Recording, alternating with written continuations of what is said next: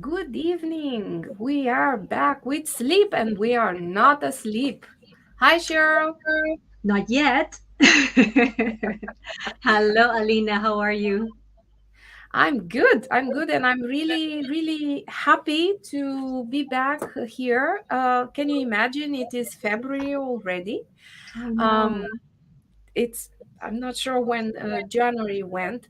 I think it's good to say for anybody who's watching us now or maybe a little bit later that tonight it seems that there is something in the air or on the internet because on Cheryl you might notice that there is a desynchronization between the image and the sound a tiny bit.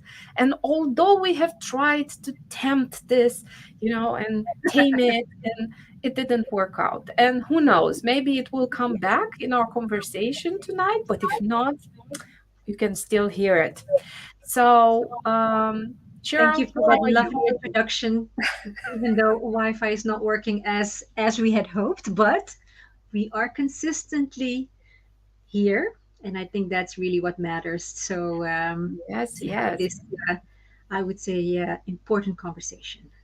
Yes, we are showing up and we are when thinking what are the topics that we want to continue with until the summertime, because usually this is kind of how we plan our time and interaction, we Indeed. thought it might be interesting to have as a guiding line, for our journey in conversation, a book that I'm hearing myself too much.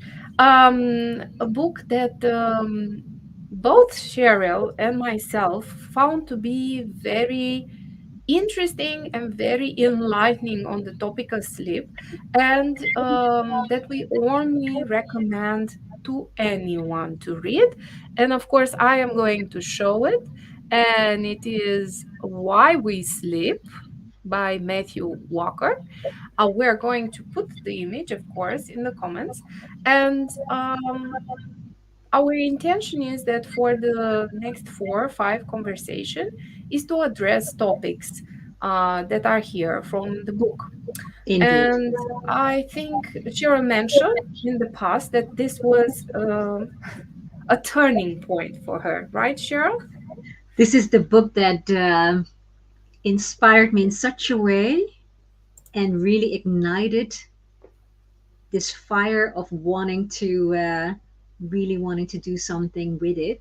And it's actually the reason kind of why I started my sleep journey. Yes.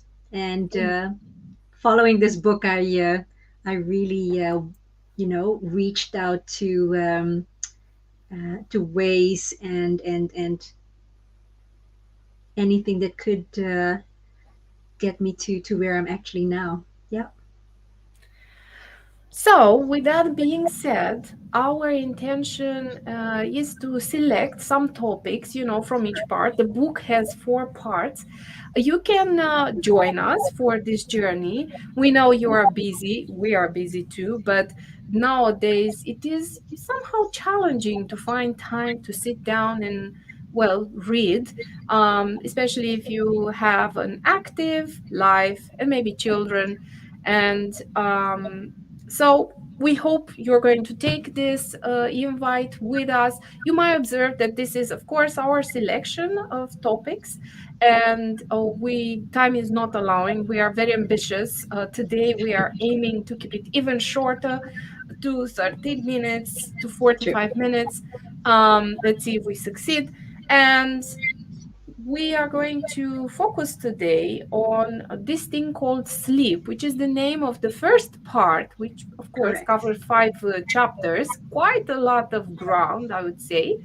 And the aspects, I think first things first, we might want to start with talking about what is sleep and what isn't. So, Cheryl, where Ah, do we start? indeed. Well, where do we start? I must say, um, like you said, there's so many topics, and you really have to choose what to bring to the table, right? Um, But it's interesting how the first chapter is called To Sleep. And what is sleep? Well, interestingly enough, sleep can be seen in every species on Earth, and even with bacteria, they have an active state and a more inactive state. But in the end, everything, all animals, including ourselves, sleep. And I thought it was also very interesting to share as well, to mention how, you know, we all know that there are different stages within sleep. And if you look at non-deep REM sleep, you have the lighter sleep, the and in deep sleep you have two stages of sleep. So there's kind of four stages of which you go through. And in the initial first part, they show how how these two actually were kind of discovered, because I think, if I had read well, it's only the last 20 so years that sleep has become a topic of more studies, more science being done, and that more is actually known about sleep. And if it might be a nice thing to share, because we had talked about this in our preparation for this conversation, it's a really interesting part where, just to It's a very comical one. it's a very comical one, because it kind of Yeah. frames how until a certain point in time, doctors, scientists actually looked at sleep. So if I may, to better frame the state of prior scientific ignorance, imagine the birth of your first child. At the hospital, the doctor enters the room and says, "Congratulations, it's a healthy baby boy. We've completed all of the preliminary tests and everything looks good." She smiles reassuringly and starts walking towards the door. However, before exiting the room, she turns around and says, "There's just one thing. From this moment forth and for the rest of your child's entire life, he will repeatedly and routinely lapse into a state of apparent coma. It might even resemble death at times.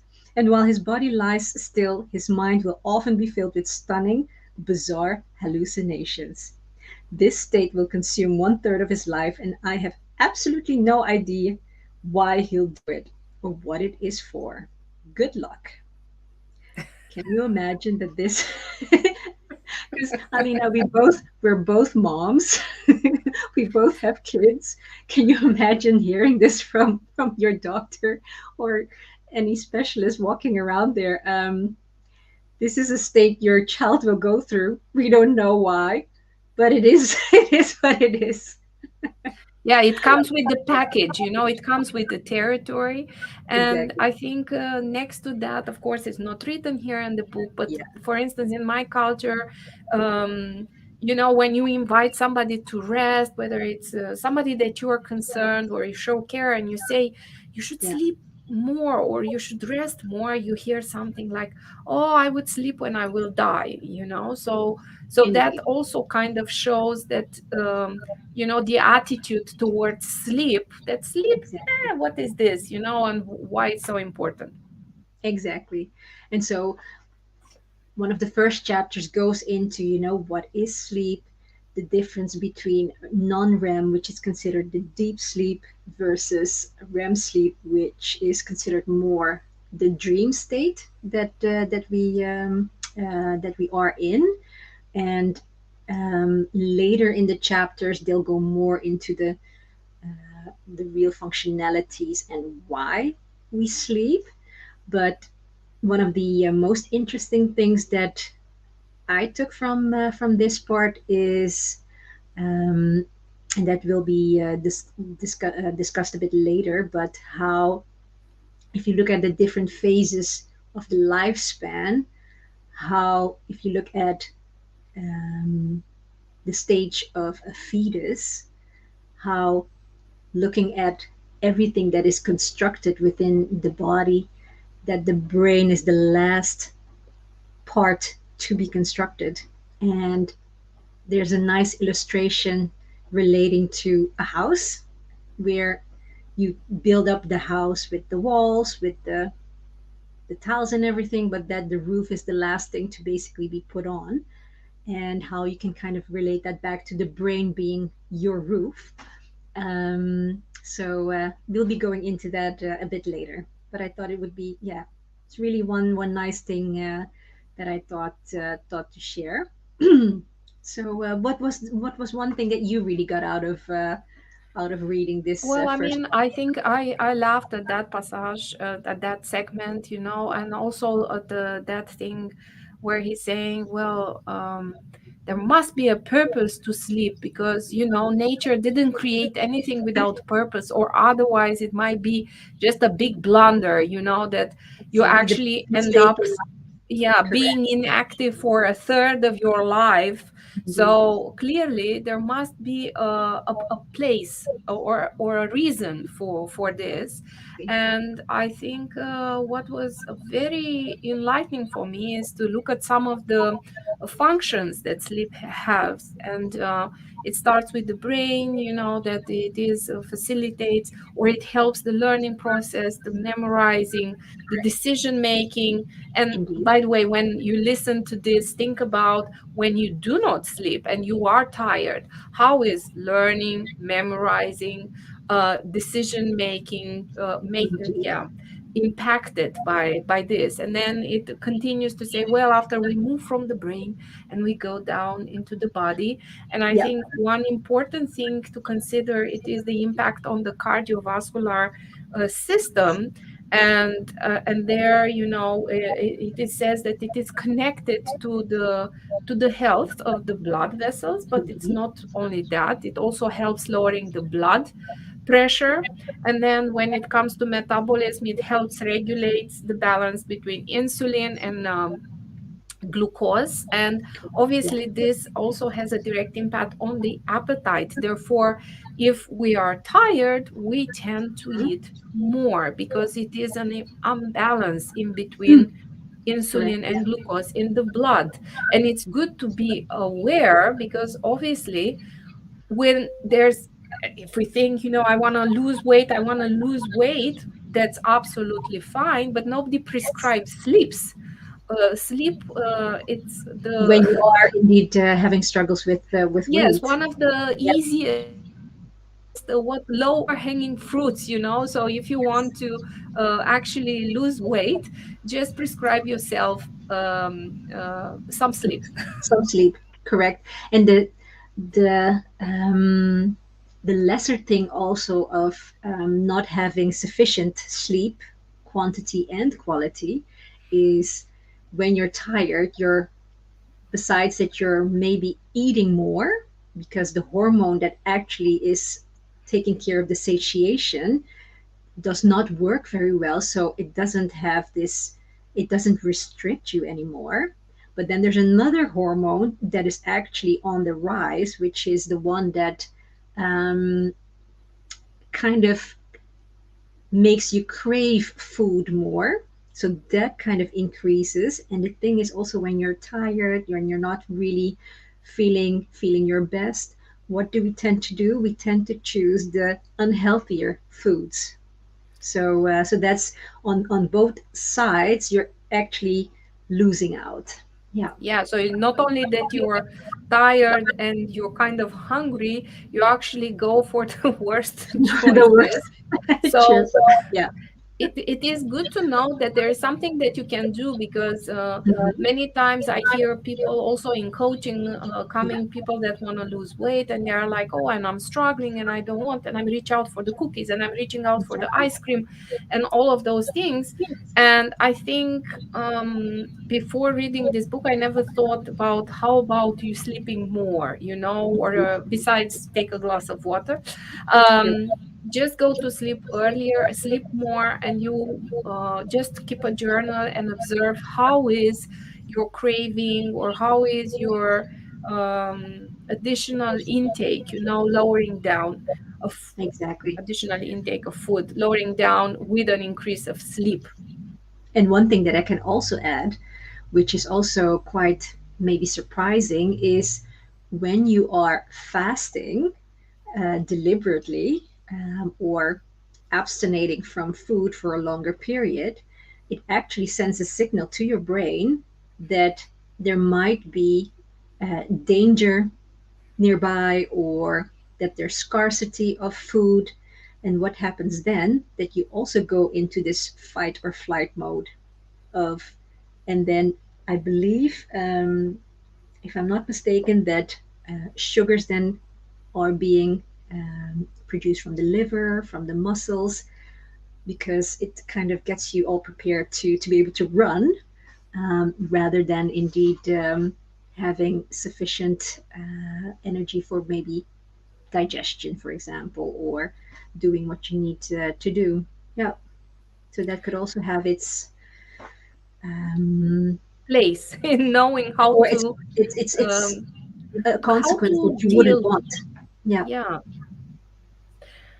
So, anything else that capture your attention for what is sleep and what isn't? Because, of course, keeping the wonderful time in mind. Exactly.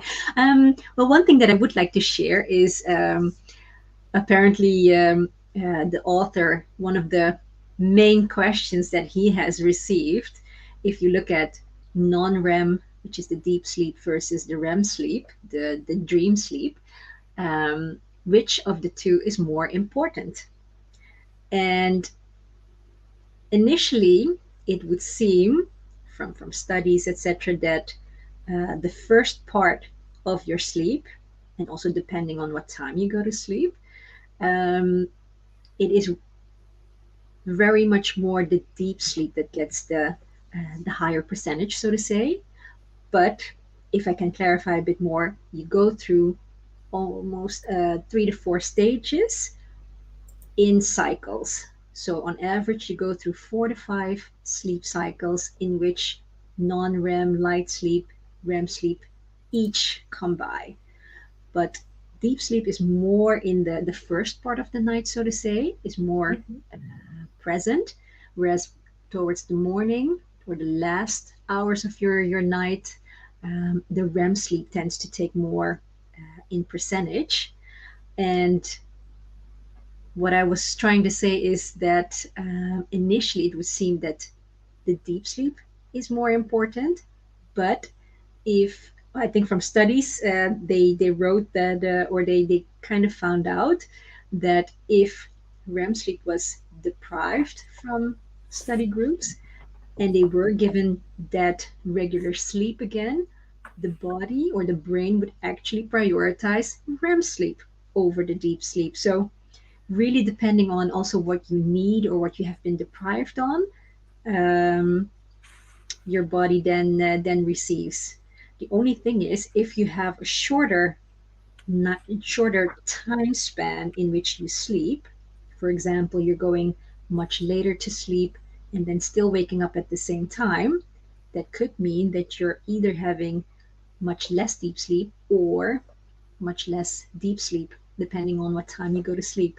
So even though it looks like, I'm only losing an hour or an hour and a half less sleep, depending on in which part of the night it is, it could really mean more of that stage of sleep that you're kind of depriving on. Right. Yes. And then there's another story about being wake up by children and when you get interrupted and all that. We might get to that a little bit later.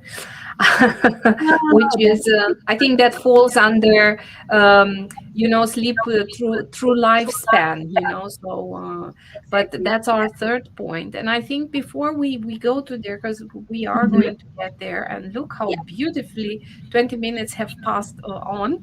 This is what is indeed. happening when when you have fun and you discuss about things Definitely. that you like.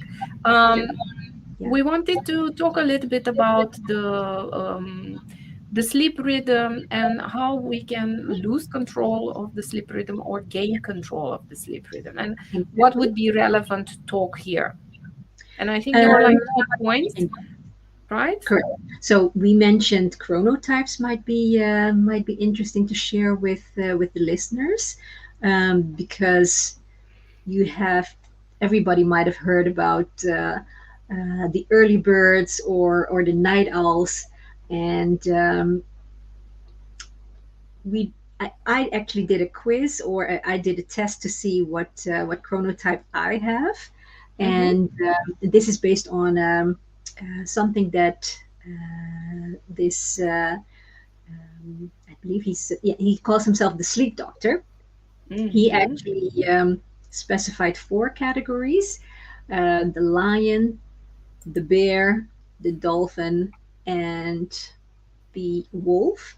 And according to him, 55% of people are bears. And I apparently, from the test, am a bear, which is somebody who kind of um, goes with or wakes up around sunrise and goes to bed, not too long after sunset. And this type does have it the easiest when it comes to how society is structured, so to say. When you have the 9 to 5 jobs, kids going to school, also kind of relating back to these kinds of times. Mm-hmm. Um, but if you look at the early birds, they tend to wake up a bit earlier, and also tend to go to bed a bit earlier. And then you have the night owls, which tend to have a rhythm which is just Like about mine, I'm a 8 hours. night owl. You're a Yeah. night owl, right? You mentioned indeed, Yeah, that which I like to kind of go towards 12 exactly 12:31, it yes. even two, but I think 12:31. And if you leave me natural when I'm in vacation without any plans, Without without any any, obligations, yeah, yeah, obligations, urgency, I tend to fall asleep around 12:31 and wake up somewhere 8:39. So I exactly. still sleep 8 hours, and I actually observe that if I sleep more, I don't necessarily get more rested. I actually get Yeah, more dizzy. yeah. um so, but that is a natural thing. And of course, when you have a night owl, what is happening with the children that go to school and you need to prepare, you burn the Exactly. candle at both ends, right? So you go later to sleep because this is when you fall asleep. It isn't that you don't want to, you might not be able. Many times I put myself Because earlier on bed, you're but not I'm not, sleepy enough. yeah, I'm not Exactly. sleeping enough. I'm not there yet. And of course, when I had young children, I remember that I would sleep like in the army. You know how you sleep in the army? It's like, and now lights are down and you need to go to sleep because you only have 4 hours of sleep, and Yeah. somehow you tell your brain and you tell your body and you say, this is our chance. You need to And fall now asleep you take now. it. And it's like, you know and this is kind of how it goes. And I Yeah, trained sure. myself uh, when I had children, that it would be like, oh my god, they're waking up every 3 hours, so he's sleeping, Exactly. I'm sleeping.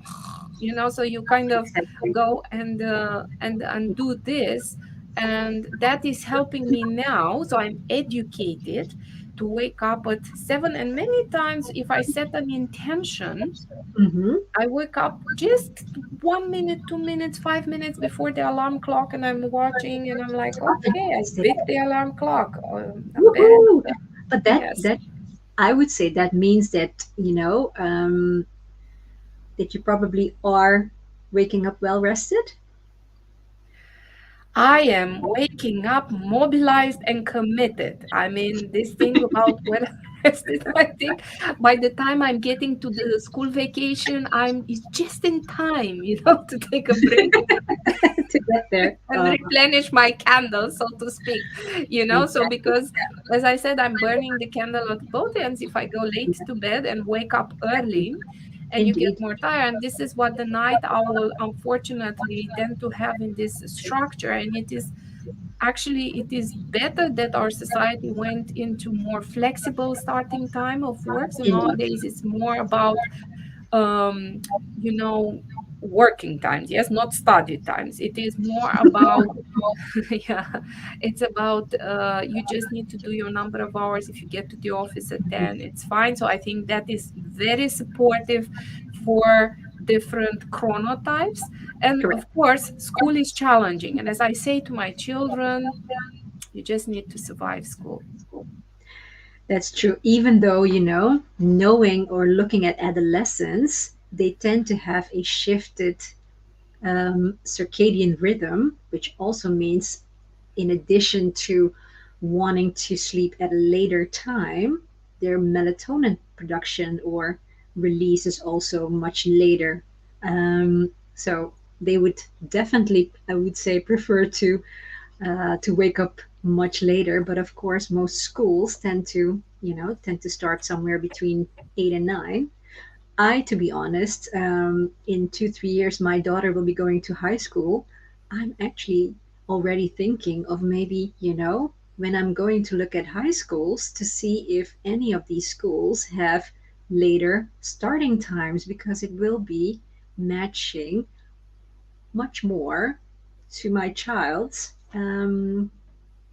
rhythm of that particular phase that she's in. Yeah. So I So think it's here going to we be very go. difficult. A tip for the parents. Yeah. So I tip if you for the go and parents. look for schools. Exactly. I mean, I think schools might be way behind on what is already known scientifically wise, but I can imagine that some schools might already be flexible and more open to it. And Well, funny enough, when you mentioned, having flexible times, I think Corona, or the period that during Corona when we were working from home, did provide more space and more of a time window for especially the night owls to be able to get their um, needed sleep. Yeah, yes, it allowed everybody a little bit more flexibility because obviously the um, traveling time to the office was kind of taking off. So you would correct. jump from your pajamas, if any, The meeting. into a into an online meeting, and then you had less tasks, less things to solve. Children not to get out of the house because they would jump from the pajamas in front of the room. Exactly. Yeah. So indeed, I think it was a space where not really like the night owls were being relieved of that pressure. Exactly. But when we talk about this, so I think what stayed with me from that Mhm. chapter was um, that the factors that are determining the Mhm. wake time and the sleep are these two. Indeed, it is the rhythm or the circadian rhythm, which is a 24-hour rhythm, and True. the other one is the sleep pressure. And the sleep Indeed. pressure is like a chemical barometer measuring the time, since you wake up. And so it's very, very interesting to know because Mhm.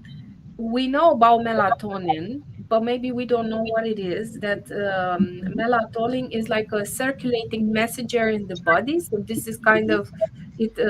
It's So it almost is like really. it's called a referee actually, because a lot of people think that melatonin is the sleep hormone that indeed makes you sleep, but it's actually like something that times or mentions that it's time to, that sleep is induced or initiated. Yeah, Yeah, so it's only indicating the start time, when to exactly. go to That's sleep. the correct way to say it. It Yeah, doesn't generate it, right? So it doesn't keep you asleep. indeed. Um, and while the other aspect that is connected, or the other chemical um, Mm-hmm. that it is connected with sleep pressure, it's adenosine, it's called, and it Correct. is Yeah. secreting. And the thing is, it is increasing with every waking minute, right? With an So hour, actually. Yeah, yeah, true. so it's like the moment you woke up, you have this glass, and in your body something gets poured, and it's reaching to a point. You know how you go to the water parks, and there's that thing, that gets filled at some point, and then True. it That spills major over, right? spout, and then it tilts. Correct. Yeah. Exactly, it tilts. Yeah. That's exactly the mechanism. It's like a barometer in the body, and Indeed. it's made in such a way to make sure that you actually go to sleep, because you Well, need sleep. It's not that you fancy something. exactly. It's actually building up the need for sleep from the moment you wake up till you go to sleep, and the more hours of sleep pressure you build up, the the easier it will become to be able to fall asleep. And it might be interesting to also make the connection to how caffeine is actually um, taking away this sleep pressure during Right. that day. Yeah, yeah. So So it's actually, adenosine, whatever, it talks to certain receptors in the brain, right? yeah, So, and caffeine, actually, there's a competition between caffeine and adenosine, and apparently, caffeine has like a masking effect. It's like whoop, blind spot, it covers them, and those receptors don't see adenosine anymore. And it this is what. basically has to be built up again. Yes, Yes. exactly. So Yeah. there's a competition there with Yeah. caffeine. But what I also wanted to make Mhm. mention, it is the power nap, which Good that you well, mentioned it because I also wanted to to share that. But tell me more. yeah, the power nap. I think I was thinking it from two angles. One is as a parent that kind of you're afraid that your child is going to fall asleep in the car, and then if they have those 5-10 minutes of sleep, Hmm. then Yeah. their hour of going to bed or their schedule can be messed up. And then Yes. as an adult, if you feel that you're getting very tired and drowsy and all of it, a power nap of about 10-15 minutes, maximum 20, can Maximum. Yeah. spill enough adenosine, so that gives space into your glass to actually push through until the end of the day. And this is also, recommended when you don't have any sleep disorders or insomnia, for example, because insomniacs tend to you wouldn't want to have that nap, which could actually make it even more difficult to fall asleep in the evening. Um, and with regards to the naps, I would definitely also recommend, try to have it before 3 so that you have a sufficient time window still to be able to build up that adenosine until you go to sleep again. Yeah. And of course, I think here it is important to know your chronotype as well. Yes. Also, when you take the nap, because obviously if you are like an early bird, right, and Hmm. an early riser, and your you kind of your tendency is to wake up at 5 and 6, and your glass starts to be full, and you want to sleep around 3 or 5, but then Hmm. naturally you would go to bed at 9. That might Indeed. have an impact. And if Correct. you Yeah. kind of naturally you start counting from 9 and you sleep at 3, again, it's going to have a different impact. You're going to have much more space until you actually fall asleep. Exactly. Very true. Yeah. And another thing that I would like to share, which I think I've already mentioned in previous conversations, is why they say a maximum of 20 minutes is because you then only have the light sleep stage that you go through that could just give that little bit of restorative feel. But if you go beyond, then you do get into that deep sleep. And when you then wake up, it really takes quite a while to feel like you're refreshed or awake because you went in such in that deep state. Yeah. Well, um, So those are some thoughts on Correct. on sleep rhythm. We didn't go much in details about melatonin and caffeine. I think maybe there is just to be said, indeed, of course, you have the jet lag and all of this, which I think we covered in the last aspects. We won't Correct. go too Yeah. much in details this time, but indeed, melatonin can help only if you need to kind of. I'm looking for the word when you need to fall asleep, or like you need to start your sleep earlier. This is Mhm. melatonin will help, but other than that, Are you talking about taking the supplement or? yes, I'm talking about taking the Okay. supplement. Yes, to Okay, induce. because in essence, I would not be such in favor of taking melatonin supplements. One example where I would say it is okay to use is, for example, when you're really suffering from a very heavy jet lag, because then it could maybe help shift back your circadian rhythm to your local time zone, so to say. But to take the supplement in itself, preferably not. But if you've used it and it's been working, then yeah. Right. And with caffeine, what we wanted to say is Mhm. that I think there was something about how long does it take to disappear its effect from the body. Yes, technically around 12 hours because it kind of goes into half time. So I believe after, what was it again? After 4 hours, half of the caffeine has gone out. But then in the next 4 hours, a quarter of the total caffeine has been removed from the bloodstream. So basically, by the time it's 12 hours, you still have some left from that first cup of coffee that you took. Hmm. So it Yeah. is important maybe to know when to drink your coffee. And when to stop drinking coffee. So depending on indeed maybe what chronotype you have, let's say you're a morning type, it could be handy or helpful to to keep noon, 1 p.m. to be the maximum of having that last cup of coffee. Yeah, and of course, if you are a night owl, that could be a bit later. And I have to say, in the comments, I have shared the link that Cheryl was mentioning because this is a free quiz and there's multiple out there. It's just the one that she tried. And we've put it there as a resource. If you are curious about what chronotype you have, by all means, give it a try and, you know, Let us know how it turned out for you.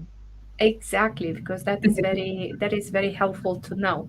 Now, looking at the time, we haven't succeeded to stay in 30 minutes. We are past beyond that, but I'm looking at the third topic. Maybe you can tell me a little bit more about the changes in sleep across the lifespan. Indeed. Um, so interestingly enough, if I use chronotypes, and especially the ones that I mentioned from the link that you're sharing below from the sleep doctor, um, everybody goes through these chronotypes during the whole lifespan. Because if you look at babies, they um, they are kind of considered early birds or even earlier than early birds, looking at that they sleep very early but also have multiple moments of sleeping during the day. Then if you look at the toddler basic school or primary school age, you can see more of the bear profile, which is you're kind of going with the sunrise sunset rhythm. Um, then you have the adolescent or the teenage years where that circadian rhythm is shifted a couple of hours later, and they also tend to have a much later release of melatonin happening. Um, so don't be kind to any parent who has teenagers if they can't or if they go to bed way too late or wake up much later in the morning. It's not that they're lazy. It's really just genetically that this has been This is how incorporated. they're built. Yes, it's just a natural phase of life. And remember True, how it was for you. exactly. But besides that, it's natural. Apparently, also evolutionary. It was almost nature's way of finding a semi safe way for adolescents or teenagers to slowly but surely become independent from their parents. Because what do you then see is, let's say the parents on average go to bed between 10 or 11. The teenagers have maybe 1 or 2 hours that they go to bed later than the parents do. So they have that little window of those 1 or 2 hours that they're kind of on their own, perhaps doing social stuff, studying, anything down that line, um, to feel that, that experience of being more independent. That was one of the things that really really amazed me reading that. And from the adolescence, you kind of go to midlife slash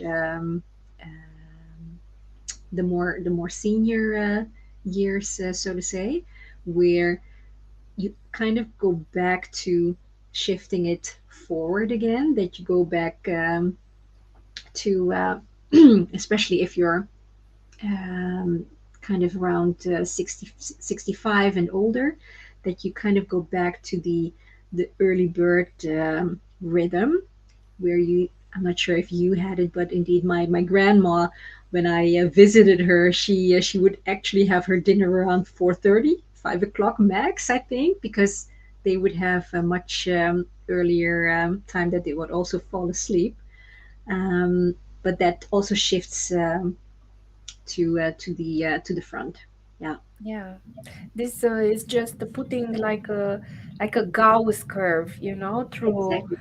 Yeah, lifetime, actually, a indeed. little bit like a Gauss, and that's why I would say that grandchildren and grandparents, they meet each other in evolution at a certain point. That's why grandparents, most of the times, they're so happy to play and stay with the children that are waking up early in the morning, so depending on the age, balancing It's and true. all of it, but they Yeah, actually meet each other into the sleep requirements and into the, not necessarily into the energy level, but okay.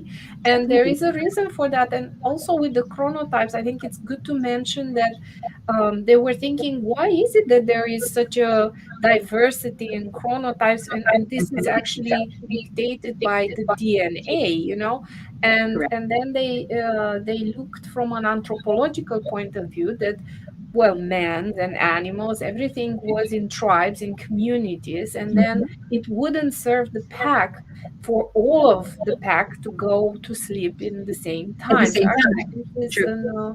survival mechanism. It's nature taking care and ensuring a higher rate of survival, because then you sleep in waves, and then the That's pack, it true. is guarded and protected at all times, and that is why we Hmm. differ also. Yeah. Well, I don't think it was at all times, but if everybody would have gone to sleep at the same time and woken up at the same time, you would have a window of about 8 hours that the tribe would be unguarded. But by having these different chronotypes, you would have a lesser time window of maybe 4 hours that they would then not have been guarded, which increased, survival by 200%. Yeah. Or is it Indeed. 100%? I'm not calculating well. No, I think yes. Well, Yeah. yes. I think I read something like 50%, increase. Yeah. But But you guys yes, know what we mean. True.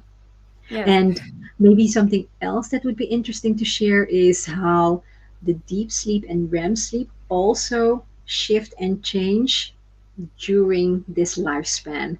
I think I mentioned at the beginning how in the even in the fetus at the I think the week prior So before until birth, right? So delivery, this is the stage before birth, birth. correct. Mhm. The last couple of weeks, the brain is the last thing that is kind of being worked on, but still needs to continue after birth. And there you can see almost a 50-50% of deep sleep and REM sleep happening in a baby's sleep. And this percentage will fall down where deep sleep will increase and REM sleep will go down, moving towards the next stages within the lifespan. Okay. I think I was fascinated to read also that Hmm. actually children, I think up to, I don't know, what was it, around 3 months or something, that they actually at the beginning, they Hmm. fall asleep while they are feeding. And then Being the type of breastfed, sleep, yeah, yeah, yeah, and then the type of sleep that they have, it's actually exclusively REM. exactly. Just for building up that brain, and that they found out that it's primarily in that stage meant for the brain, um, the brain to grow to be constructed. Yeah. Which is very, very interesting because probably it is something, it is conducive to um, like a sort of a cell generation, into the Yeah. brain, and it serves a function Exactly. very important. And I think they're still on the verge of exploring and discovering this aspect. But I was curious, anything else that you wanted to share in terms of aspects that they different or they change throughout life? Mm, well, I think if I take it correctly from the book, that with humans, it is the most interesting and special to see how REM sleep has evolved, um, and looking at what REM sleep actually is meant for is to be able to feel refreshed the next day. It refreshes you with regards to stressors that you have endured during the day, being able to um, just deal with everything in that source, your emotions, traumas, and things like that. And that really makes us so unique from all other species, animals that live. Yeah, and how that has also started more since I believe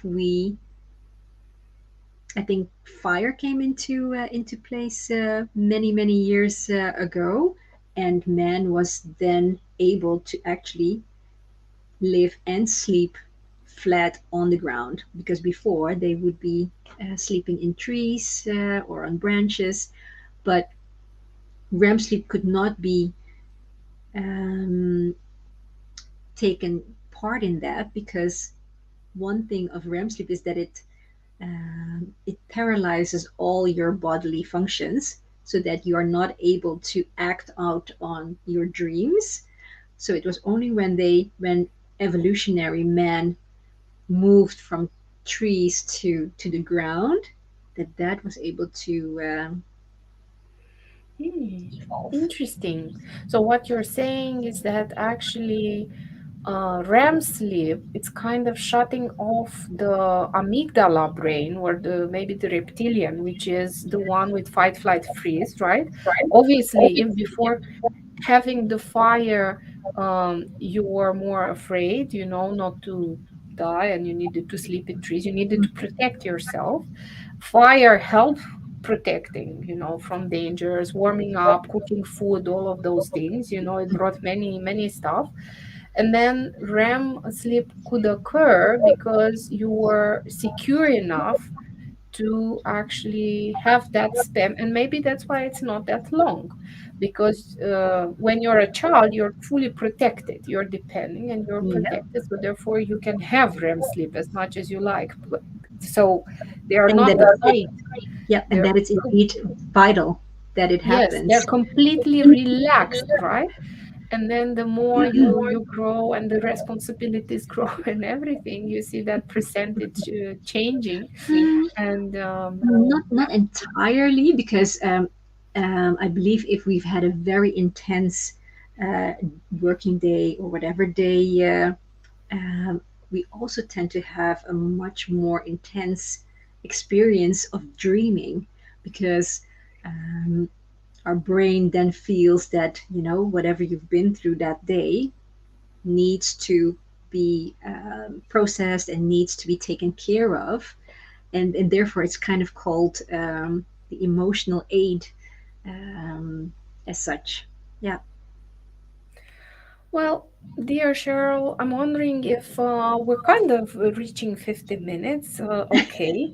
There's so Um, much to still talk about, but we indeed said we were going to keep yes, it a bit shorter. Yeah. there are some chapters that we passed by, which were the fact that, as you mentioned, pretty much every living organism is has a form of sleeping, but as you said, it is that. And what was it?